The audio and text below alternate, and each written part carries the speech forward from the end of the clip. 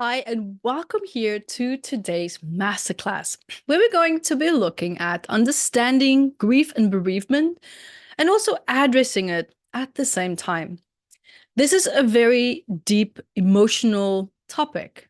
Grief and loss, it can mean different things for different people. It can mean the passing of a loved one, the passing of a pet. It can mean loss of a job, a career, a partner, maybe a relationship breakup, natural disasters, divorce, relationship breakup. We all experience grief and bereavement in different levels of intensity. But one thing that I think it's safe to say is that no one really is above feeling the pain of loss.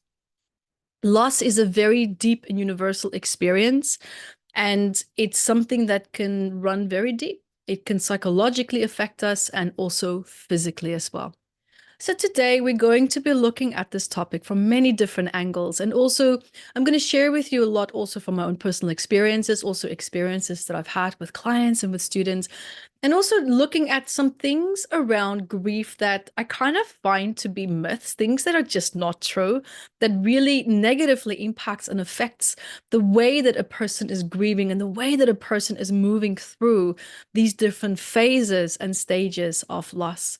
So we're also going to be diving into the physiological aspects of this, the psychological complications of it, and also the spiritual side also of grief and how even our beliefs and our values around grief can really deeply affect the way that we grieve. How fast do we get over grief? Like, why do some people grieve longer than others? I've seen people get over grief quite fast and quite significant loss as well. These are very interesting circumstances, and it's very personal. It's very intimate experience for people as well. So what's also really important is that as we move through this topic today, as we move through, different stages of this, the meaning of it, how it affects you. The worst thing and the most pain that people can go through when they are grieving, what makes it worse is when people grieve in comparison. Just as we live in comparison, we can also grieve in comparison. What's important for you during this journey with me today, whether it's for you or maybe it's for someone else that you know, or maybe you are a practitioner, you're a psychologist, you're a therapist, just remember that the biggest mistake that we make, and I find this even with myself when I'm grieving, when I'm upset, is that why am I so sad? Why am I grieving like this? There's other people that's living their best lives. There's other people that have been through loss as well, but they're doing better than me. What is it that I'm doing wrong? So we're constantly bringing this back to ourselves as if that we're actually doing something wrong, when in reality, we're not. We're just grieving. And the different way that we grieve is unique to all of us. And the faster that we can understand that and accept that, the more graceful the grieving period and process actually can be. So we're going to be looking at that today as well. And I'm really, really looking forward to diving into this very important topic with you.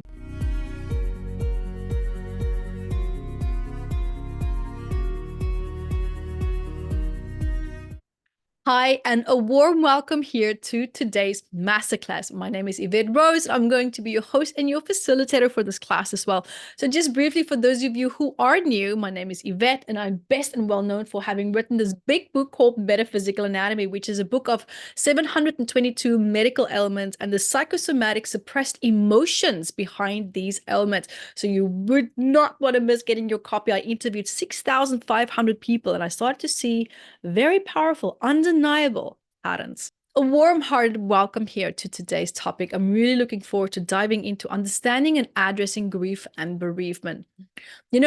As I'm looking at the way that the world has shaped, the world has changed, and the way that we are living, the way that we are inclined, something that I learned is that the world has taught us how to win.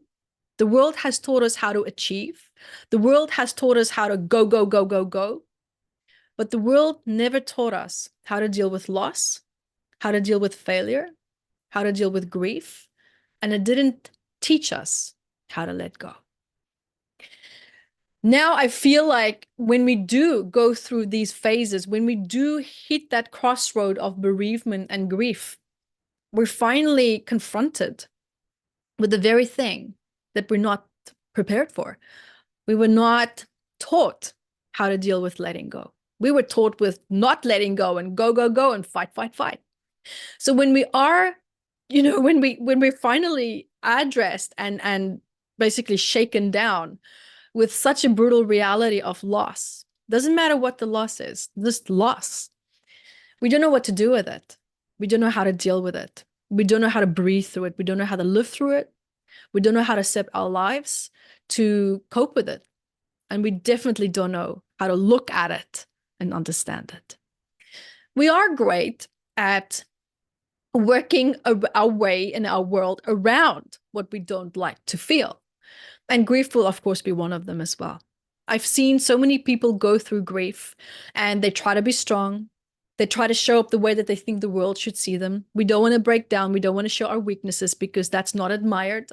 Money is glorified. Strength is glorified. Confidence is glorified. But grief is not glorified. Being weak is not glorified. So why would we want to go into that? Why would we want to step into a world and in a way of being that's not glorified? Because it goes against what our self-esteem needs, right? But that also speaks of a broken self-esteem, to just be really blunt. And I'm speaking from my own personal experience. That is what happened with me. And so quite a few years ago, in my late 20s, moving into my 30s, I actually had what's called broken heart syndrome. I landed myself in hospital, plugged onto a machine with all these, these stickers all over you. And the doctor came into the room. I thought I had a panic attack / heart attack. And after a few hours, the doctor came in with his board and he stood there and he said, you're too young to have a heart attack, but God, you nearly died today. And I looked at him and I was shocked. I was shocked and I was not surprised.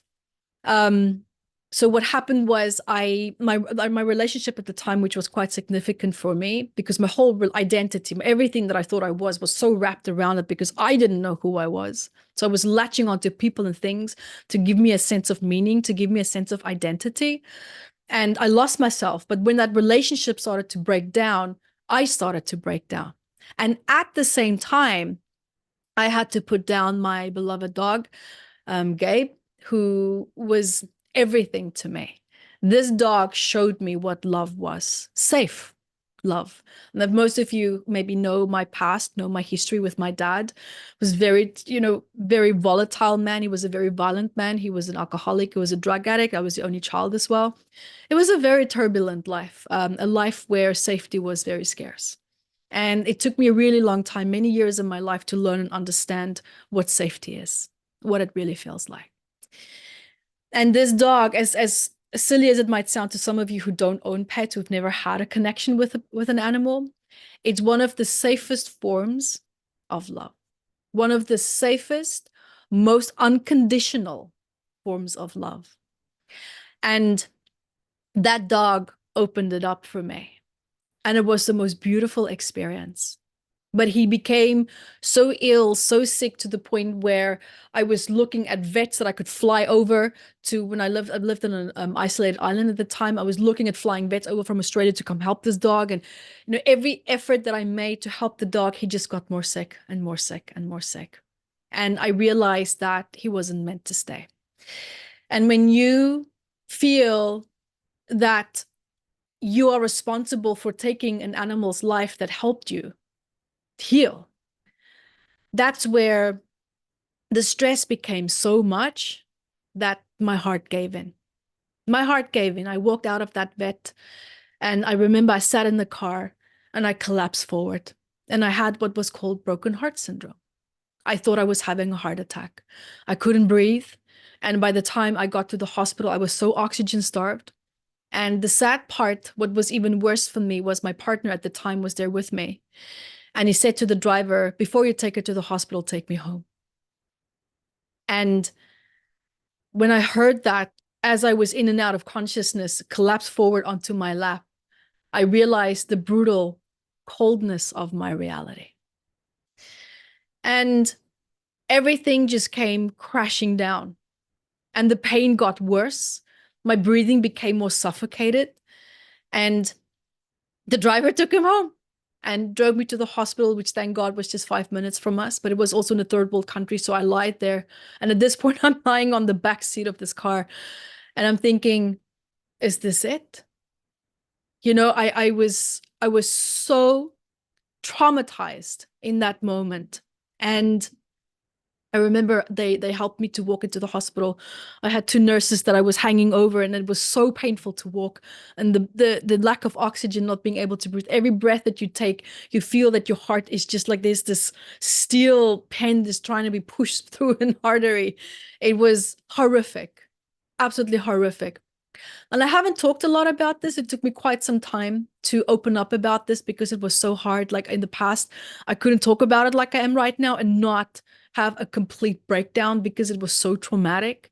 And I remember I lied there and the doctor came out and he just said, you need to get your emotions together.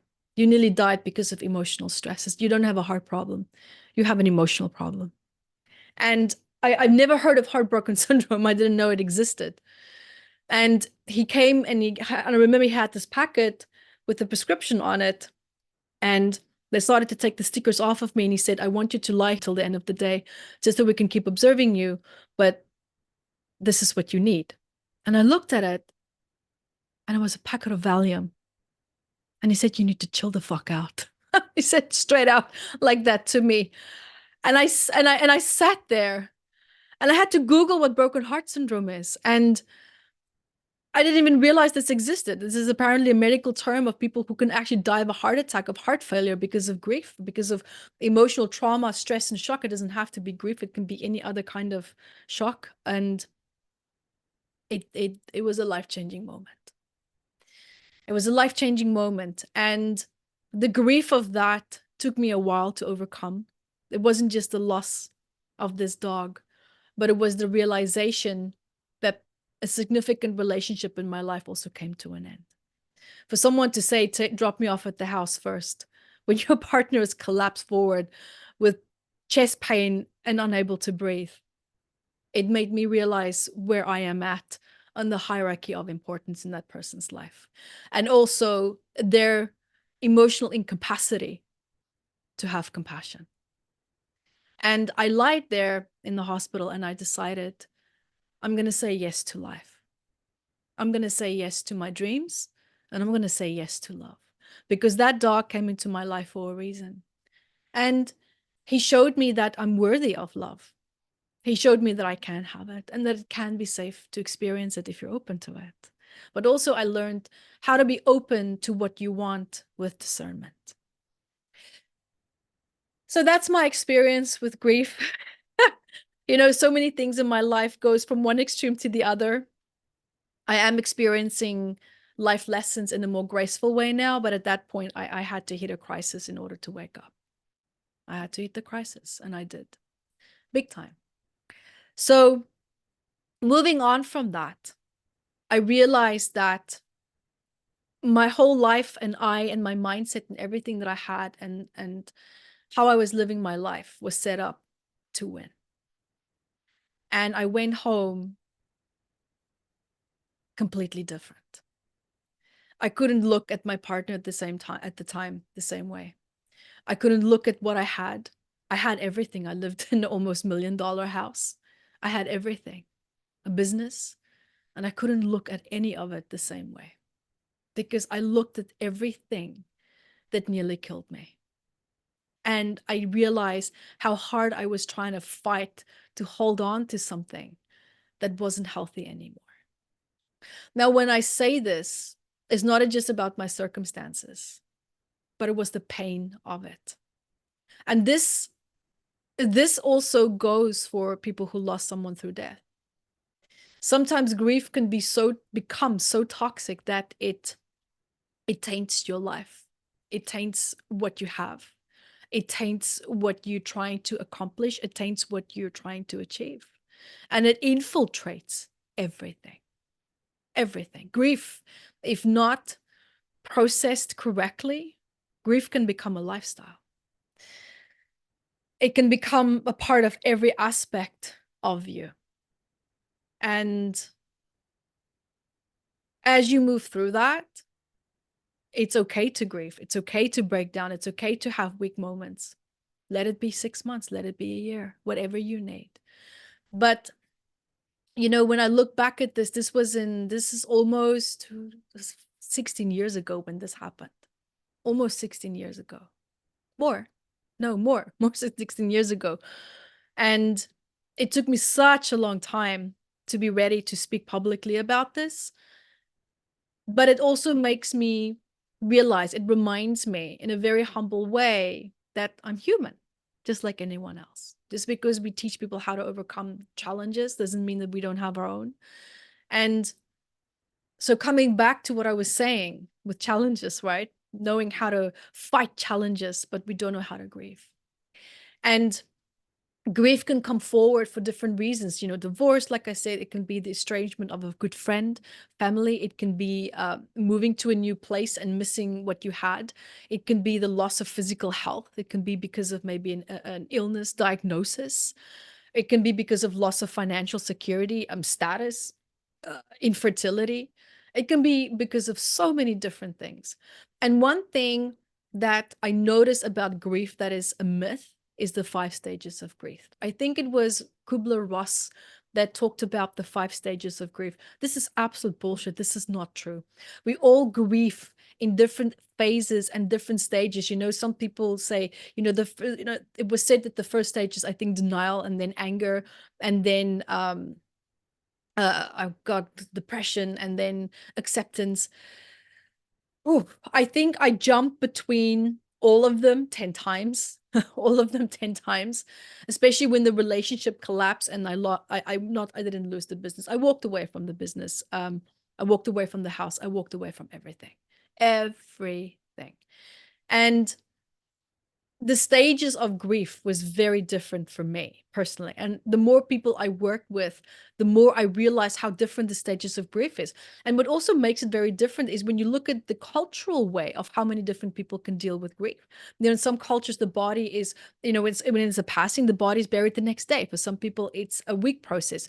You know, there's so many different ways of how people will handle, for example, loss as well. And grief can come forward in many different ways as well. It doesn't have to, and again, when I talk about grief, I'm not just talking about the loss of someone. It can be tightness in your chest and your throat. You know, other physical symptoms can also be heart palpitations. It can be chills. It can be tremors. For me specifically, it was a lot of digestive problems. I really felt it in my stomach. I really felt it in my back. I really struggled with back pain. So I had complete psychosomatic back pain. You know, it wasn't that there was a nerve pitching. It wasn't that there was an injury, nothing. It was purely emotional. And I had so much physical pain in my neck and in my back as well. And I had muscle aches as well. It almost, you know, someone once said to me, "Don't you think you have fibromyalgia?" And I'm like, no, I don't.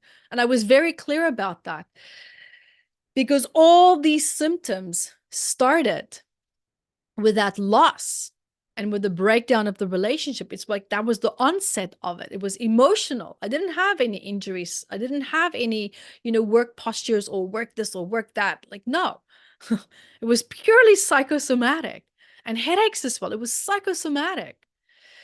And so grief and loss, regardless of the source of it, can bring about pain. It can bring about health problems. So you can have secondary health problems because of grief, because of the pain, because of the distress. And so when we look at all these patterns that we have and the way that we grieve, that's really important. And when we look at what impacts the way that a person goes through bereavement and how a person responds to loss, one thing that I learned is how flexible a person is in regulating their emotions, how flexible they are in expressing their emotions as well.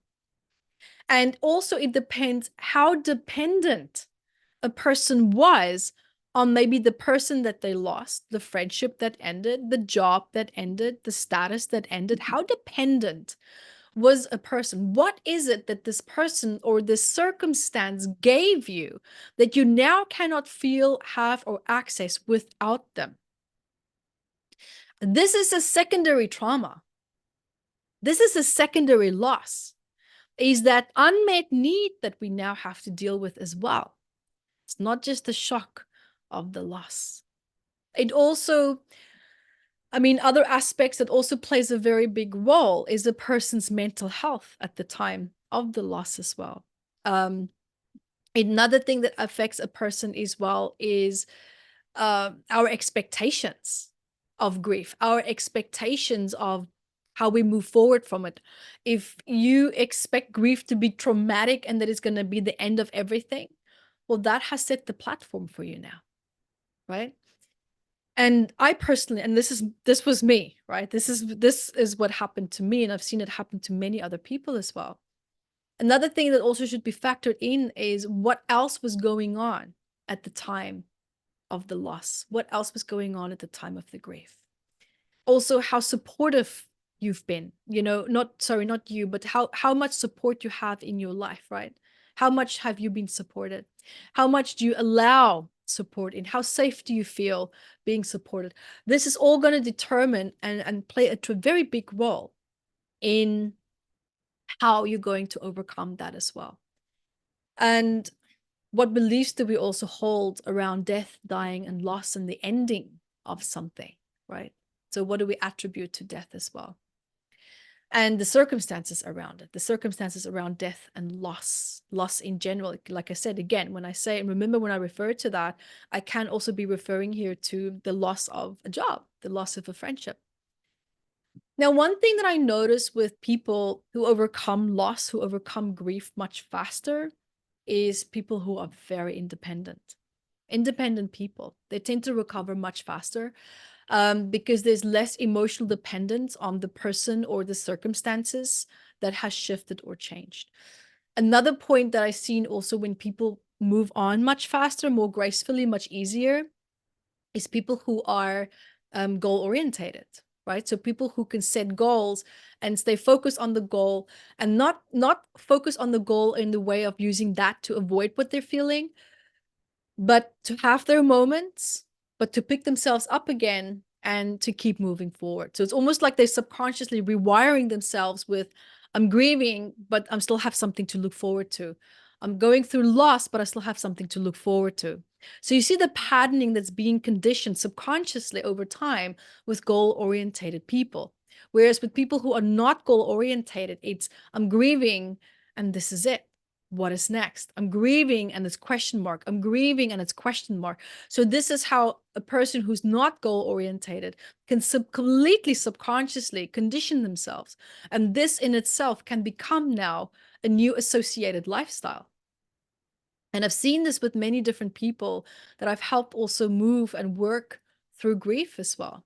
Because what I've seen also is that if we don't overcome the grief at a healthy pace, then there's a part of the brain called the striatum, right? And this part of the brain is connected to the reward system. And it shows a very similar pattern of a reward system that we see in people who struggle with addiction. Because when you work with people who have addictions, it's very, very common. It's very, very common to find trauma or maybe developmental trauma underlying this cause. So it's almost not really a surprise to see that when we find similar patterns in prolonged grief in these people. So, and another point also is when we're sad, we tend to remember things much better. It's really interesting because every time when the brain pattern matches something and it triggers the sadness, it's sending that message back to the brain's memory store and is now starting to, it's almost like it's recoding and it's updating the memory of the loved one or the loss that we had, of not being available to us in the same way, or circumstances not being available to us in the same way again. So, and what psychologists also call this, evolutionary through the practice of working with bereavement, they call it recalibration function. It's really powerful how grief can work and how detrimental it also can become if we don't deal with grief in a healthy way, if we don't deal with it in a constructive way as well. So a question that I'm asked quite a lot is, when someone is grieving, when to ask for help. When does it get to a point where you feel you might need help? Because listen, not everyone who's grieving needs help. A lot of people grieve and they move through it and they find ways to cope and manage. But then there's people who feel that they need help. I needed help. So for me, there's absolutely nothing with asking for help or asking for support, because for me it's a form of self-love. It's not a weakness, it's a strength. Because if I didn't ask for help, I don't think I would have psychologically been in a healthy place where I am today. it I probably would have been in a much worse place. So it would have been a disservice to me to not ask for help, right? So one thing that I learned with grief and bereavement is that if it's a process that feels incredibly traumatic and it goes on for more than 6 weeks and you feel no change, there's no relief of your symptoms, then it might be a good idea to seek out people who can help you. Now, one thing, when you look for help, when you look for support, it's so important that you understand what kind of support do you need? What kind of help do you need? Do you need someone who can just listen to you? Do you need someone who can work out an intervention plan with you to help you move through this? Work on maybe different things that you can do, activities, things to look into. Do you want to do healing work? Do you want to work on letting go? What kind of help do you need? I can't stress this enough. This is one of the biggest failing points that people go through when they ask for help. They don't know what kind of help they need. And the best thing that you can do in that moment is to just put your hand on your heart and just ask, what do I feel I need right now? What will give me and bring me the most peace right now while I'm going through this, while I'm moving through this? Do you need someone to just listen to you? Do you just need to vent? Do you just need to complain? And it's your right to do that. And do that. Find someone who can do that. And express that need when you reach out for help. Tell the person what kind of help that you need. And maybe you sit there and you're thinking, well, I don't know. Tell the practitioner that you don't know and you would like to figure out with this person first what you need, right? So have a session where you just talk. Have a session where you work on it and see which one do you feel is fitting your needs best at that time. And people always ask me, well, how do I know that? How do I know what is best for me right now? The shortest answer, the one that brings you the most peace, right? The one that brings you the most peace.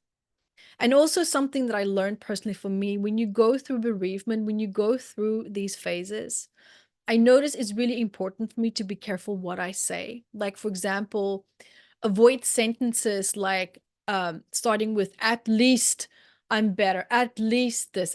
Don't do that. Saying "at least," that's like saying, well, I'm better than what I could have been, or I'm this or I'm that, because this sets forward the path of living in comparison. Be careful that you don't heal in comparison. You can't do that. You will be dishonoring the process that you need to go through. Forget about what other people are doing. Just because someone looks like they're standing stronger or coming across stronger, you have no idea what goes on in that person's life when they shut the door to the world and they're by themselves. You have no idea. Don't mind read. We don't know. So don't heal, grieve, and live in comparison. And give yourself the gift of presence. Give yourself the gift of presence. Be present with how you feel. Because when you are, you're faster going to be able to figure out how you're feeling and what you need. And be open to accepting whatever support it is that comes to you. Be okay with receiving that. But one thing I'm telling you right now, do not accept and do not receive pity. I remember after everything, the death of my dog and the ending of that relationship. And I remember I was sitting here in Bali in a guest house, because I lost everything. When I say I lost everything, I walked away from everything, and I had to financially start over as well. And I remember I sat there outside of my guest house, and it was a very cheap guest house. And I cried. I woke up that morning and I wasn't okay. And I cried and I just let it out. And the lady next to me, but I was sitting in a way where she couldn't see me. And she, I think she probably heard me. And she looked at me and she said, "Are you okay?" And I'm like, "No, I'm not okay." I was just like, fuck it. I'm not okay. I'm going to be honest about it. I'm not okay. And she stood there and I explained to her what happened. And she asked me and I just said what happened. And she looked at me and she said, "But you're so young and you're going through all of this. I feel so sorry for you. I'm so sorry." And the rage just came up and I exploded. I'm not going to say how I reacted to her because it wasn't kind. I wasn't nice. I was not in the mood to filter and mince my words, and I didn't. And I said to her, "Don't ever, ever say to someone who's grieving that you feel sorry for them, because that means you cannot see that person's capacity and strength to get through this. All that you see is weakness, and then you project this limited view on someone who's on their knees and who doesn't need it. Don't ever say that to someone." And an hour later, she packed her bags and she moved to another room, and I'm thankful that she did. Let me tell you, I didn't mince my words. But how you approach someone who's grieving, see the best in them. See their strength, but don't say that to them at the same time. The best thing that someone is grieving is just say, I see you, and I'm here if you need something. That's the best thing that you can say. If you don't know what to say, don't try to figure it out. Just let it be. And when you are grieving and you feel someone is demeaning you and they say things and it makes you feel worse, tell them how you need to be supported. Maybe not in the abrupt way that I did, but the way that she said it, I could see in her face like she was really pitying me. And it made me so angry because I needed to be cheered on. I didn't need to be pitied. No one in life needs goddamn pity. There's nothing empowering about that. It's demeaning. And so be clear then in the way that you need to be supported during your grief as well. That's so important. I can't stress that enough. And surround yourself with the people that can give you that kind of support. It's really important because when you grieve, this is not about what others need. This is a time to be selfish. Really, it's just a time to be selfish and to look at what you need. Because the people who are not grieving are standing in a much stronger position than you. Let's just be frank. It's true. So be honest with what you need. So what I would like to do with you now before we move on to our healing meditation, and just to remind you as well, wherever it is that you're finding yourself in your journey, whether you're a practitioner and you're here, you're listening for your clients, whether it's you going through this, I have very powerful work that can help you and elevate you to where you need to be when you are ready, right? So we have the trauma decoded workshop, learn and understand where certain emotions get stuck in your body and what it means. It's a 1-day workshop. We have the Mat Level 1 workshop that is very powerful for grief and trauma, pain, addictions. It's a 2-day workshop, incredibly powerful. It will take you exactly where you are and it will elevate you, guaranteed. So many healing retreats coming up as well throughout the year, finding your spirit guide, spirituality, our men's retreat. We have the women's retreat and also our Mat Level 3 Masters retreat. There's so many wonderful things that's happening this year. So wherever it is that you feel that you are, whatever it is that you feel that you need, there is going to be something for you. If you feel that you need that support, if you feel you need that elevation space, it's right there for you. And so now, when you are ready, I would like to start a healing meditation. So make sure that you maybe want to lie down, maybe you want to sit up, whatever you feel most comfortable with right now. And when you are ready, let's start by taking a nice deep breath.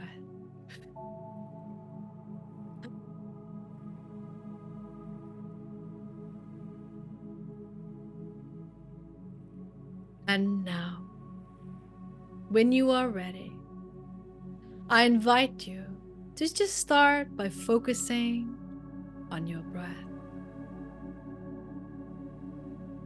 Notice as you're inhaling and exhaling.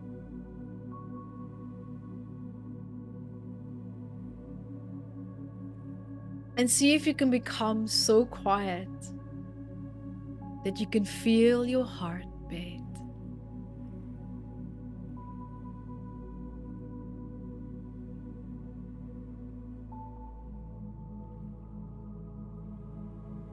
And now, finding yourself standing in an open space.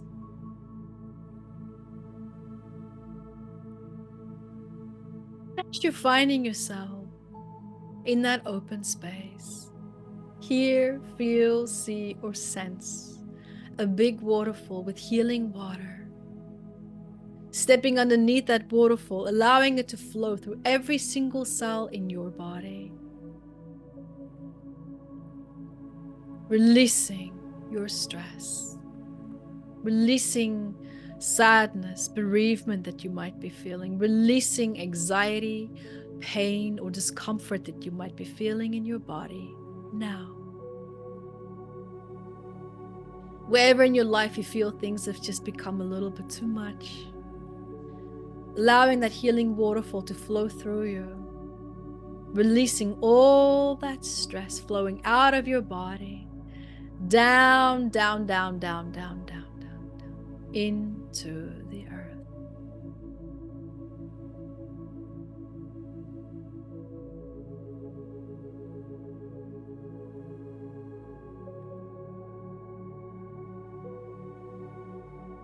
And feeling your body becoming more quiet, more expansive, more relaxed, more at ease.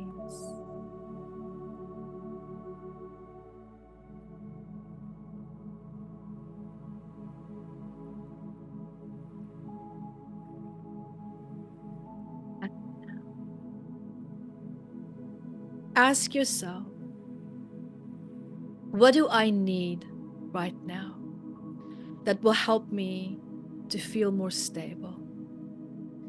And this is an emotional need. What need, emotional need, do I have right now that can stabilize me a little bit more in my life? What is it? Take a few seconds, feel into your body, put your hand on your heart. What do I need now?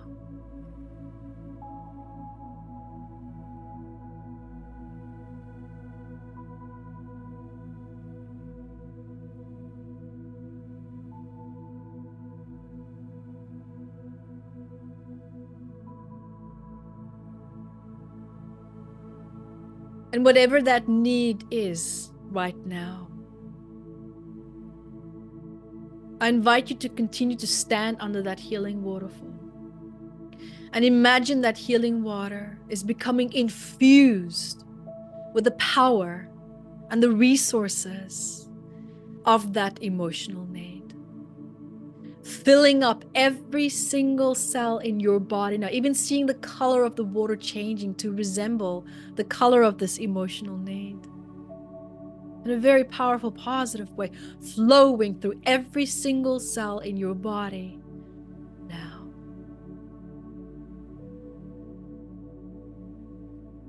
Allowing wherever you feel that sadness and tension, give it space, let it be, and notice that as you're giving it space, it's releasing. Releasing, releasing, releasing.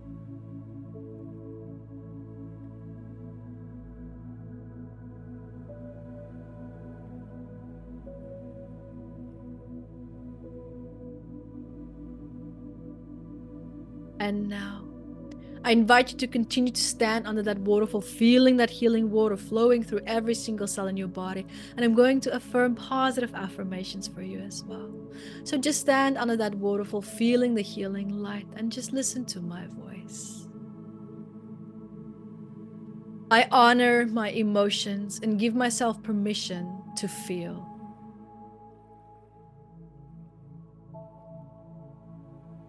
I acknowledge that sadness is a natural part of healing and life.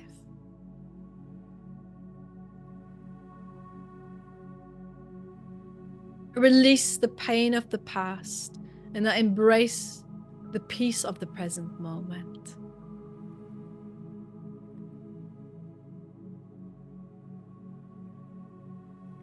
Every day I am healing and growing stronger in my mind, body, and spirit.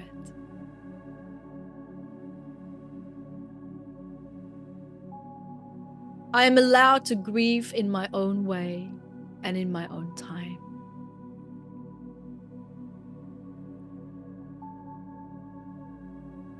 I am worthy of love and support during this difficult time.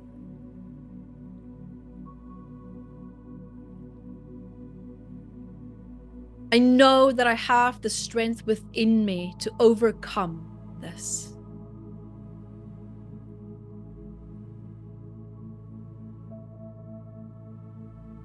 Healing is a journey and I'm making progress every day.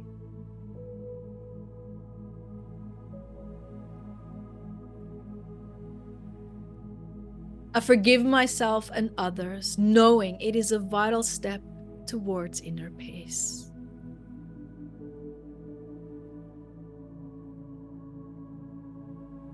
I allow myself to be surrounded by caring and understanding people who support my healing journey.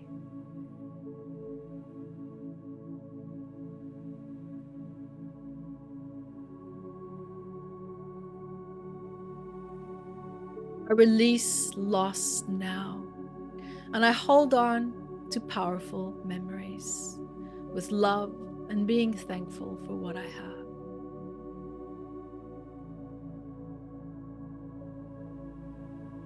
Each breath that I take fills me with renewed hope and positivity.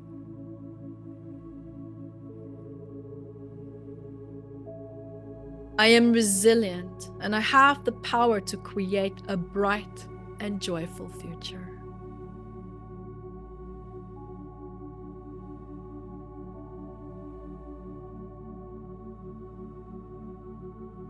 My heart is open to healing, and I allow myself to find peace within.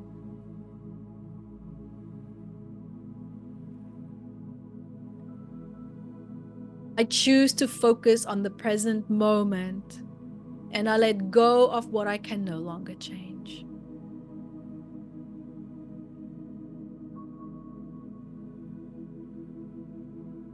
I am transforming pain into growth, and I emerge from this experience stronger and wiser.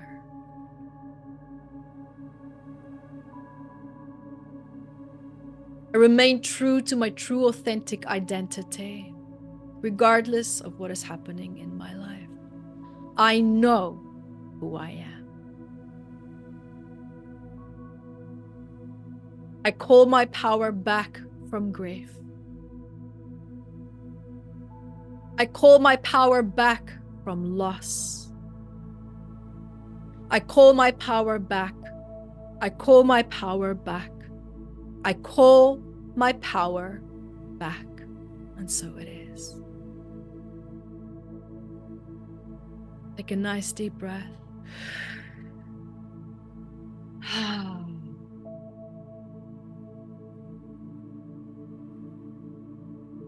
One more time.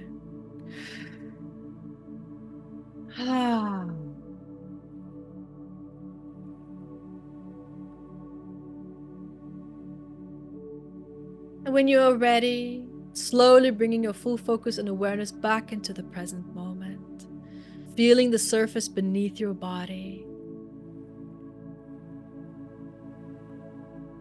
bringing your full focus and awareness now to the bottom of your feet, grounding you, anchoring you, bringing you safely back into the here and now, feeling more balanced, coherent, and at peace.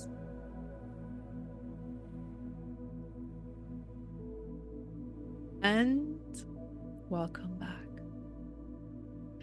Thank you so much for being here with me today. Thank you for your love, your time, and your energy.